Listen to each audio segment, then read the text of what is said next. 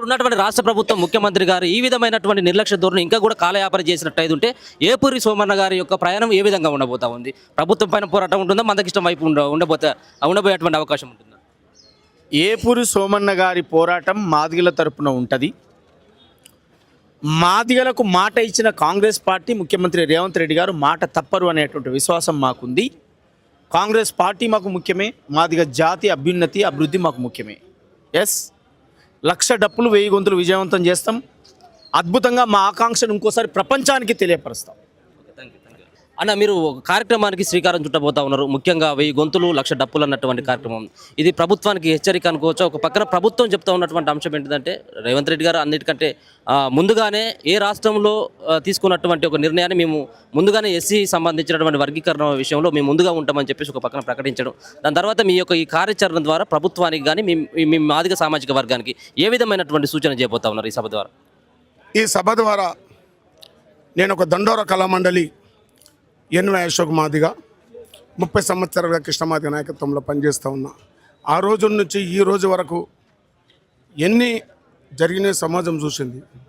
ఈరోజు ప్రభుత్వం ఆ రోజు నిండు అసెంబ్లీలో చెప్పిన మాట ప్రజలు విన్నారు. ఆయన ఆత్మ సాక్షి కూడా తెలుసు.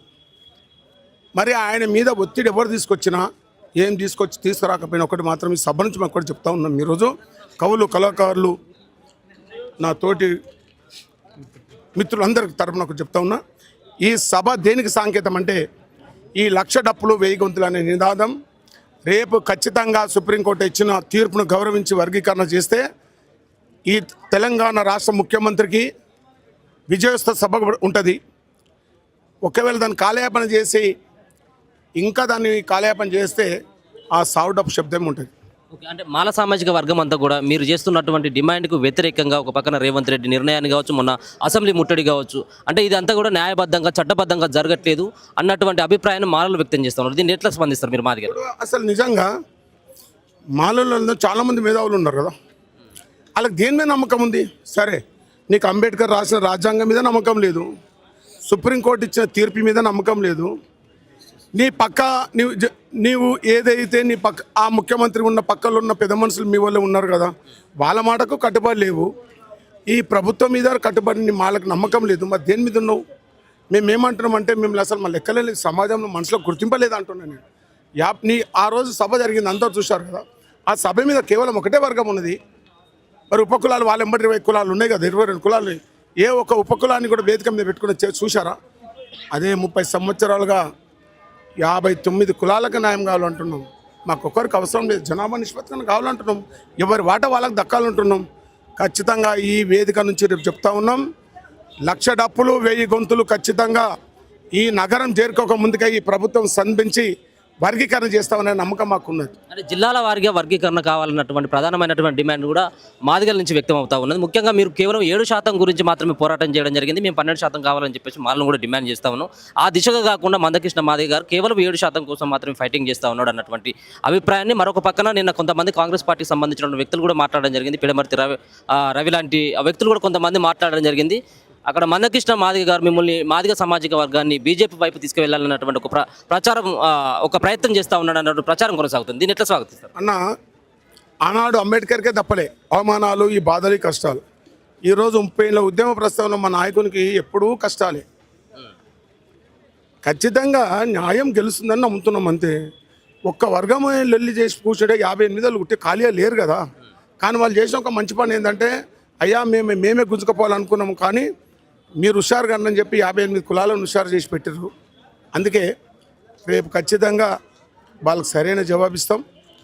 ఈ డప్పు వ్యతిరేక శక్తులకు కూడా ఈ డప్పు రేపు వ్యతిరేకించే శక్తులకు కూడా వాళ్ళకి సావు డప్పు అవుతుంది, వాళ్ళకు కూడా పెళ్లి డప్పు అవుతుంది. అంటే వ్యతిరేకించేటువంటి వర్గాలంటే కేవలం మేము మీకు మాల సామాజిక వర్గం మాత్రమే వ్యతిరేకిస్తా ఉంది, ఇంకెవరికి అంటే ఎవ్వరు వ్యతిరేకించడానికి అంతే. ఎవరు వ్యతిరేక నువ్వునే నన్ను పేరు చెప్పకుండా ఎవరు వ్యతిరేకించా ఖచ్చితంగా సౌడప్ అవుతుంది. అంటే 30 ఏళ్ళుగా వివిధ ప్రభుత్వాలు నిర్లక్ష్యం చేసినటువంటి ఎస్సీ వర్గీకరణ విషయంలో ఒక అడుగు ఇప్పుడు కాంగ్రెస్ పార్టీ ముందుగా అడుగేసే ఒక రకమైనటువంటి ప్రకటన విడుదల చేయడం జరిగింది. కానీ కేవలం 4 నెలల కాలంలోనే మాదిగలందరూ కూడా వీళ్ళందరూ రోడ్డుకి ఎక్కడం ఇది సబబు కాదన్నటువంటి వాదన కూడా వినపడతా ఉంది కాంగ్రెస్ వర్గాల నుంచి. దీన్ని ఎట్లా అంటారు? మరి నిన్నగాక మొన్న ఏడాది సంబరాలు చేసుకున్నారు కదా, ఏడాది సంబరాలు చేసుకున్నావు కదా. మరి చెరువులు కుంటలని చెప్పి మునిగిపోతున్నాయని చెప్పి ఒక స్పెషల్గాని ఒక ఫోర్స్ తీసుకొని ఒక హైడ్రా తీసుకొని వచ్చినావు కదా. మరి అదేవిధంగా ఏదైతే వర్గీకరణ న్యాయం అని చెప్పినావు, భారతదేశంలో తెలంగాణ ప్రభుత్వం మొట్టమొదటిగా వర్గీకరణ చేస్తూ తీరుతుందని చెప్పి నిండు అసెంబ్లీలో చెప్పినావు కదా, ఆ మాట కట్టుబడి ఉండమని చెప్తున్నాం. ఎవరికో తలోంచి అన్యాయం సపోర్ట్ చేయకు. ఇప్పుడు మీరు ప్రశ్న మా వాయిస్ తీసుకుంటున్నారు, ఈ వాయిస్ని కూడా మేమేమంటున్నామంటే ఇది న్యాయమైన పోరాటం అయితే మా వాయిస్ను బలంగా బయట జనాలకు పంపించండి. నిజంగా మేము చేసే న్యాయమైన పోరాటం నా గొంతును బయటికి తీసుకోపోకండి చెప్తున్నాను. ఒక డప్పు ఈ ప్రపంచాన్ని చాటింపు చేస్తుంది. అందుకే మేము చెప్తున్నాం, అందుకే అరే యాలరో ఈ మాదిగ బ్రతుకు. ఆ రోజు గద్దరన్న ఎయ్యరయ్యి దండోరా అనే పాటను రాసి సమాజానికి అందించాడు. అదేవిధంగా మాదిలకు అప్పటి నుంచి అన్యాయం జరుగుతుందని చెప్పి ఆనాడే ఈ పాట ద్వారా వినిపించాడు. అరే యాలరో ఈ మాదిగ బ్రతుకు, నీకు మొత్తుకుంటే దొరకదిరా మెతుకు. సమాజాన్ని గుర్తించే మాదిలకు జరుగుతున్న అన్యాయాన్ని ఆనాడు మేధావులే గుర్తించిండు. ఈరోజు ఎవరో ఏదో ఒక చిన్న సాకు పెట్టుకొని నేను వ్యతిరేకిస్తా అంటే కుదరదు. అందుకే నేను ఈ మాదిగా దండోర ఉద్యమంలో అమరులైన అమరవీరులను స్మరిస్తూ మీకే మా జోహారులు,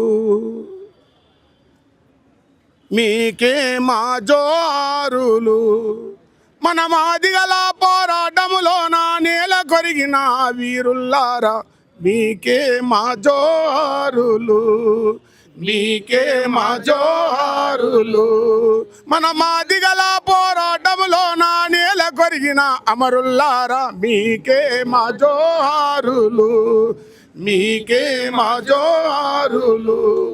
కదులుతుంది చూడు నేడు మాదిగ దండోరా, కదులుతుంది చూడు నేడు మాదిగ దండోరా, కదులుతుంది చూడు నేడు మాదిగ దండోరా, కదులుతుంది చూడు నేడు మాదిగ దండోరా.